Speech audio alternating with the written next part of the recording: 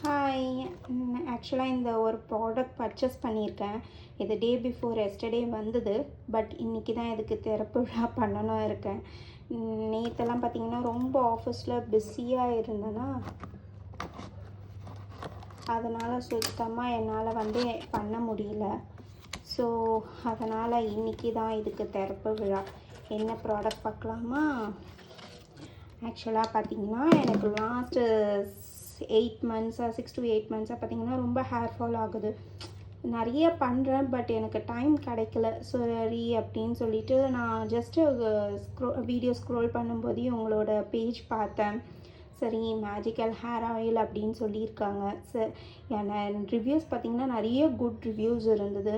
சரி, ஜஸ்ட் இதுதான் first time நான் பர்ச்சேஸ் பண்ணுற ப்ராடக்ட்டு. எப்போவுமே அம்மா காய்ச்சி தர எண்ணெய் தான் வச்சுட்டு இருந்தேன். இப்போ பார்க்கலாம்.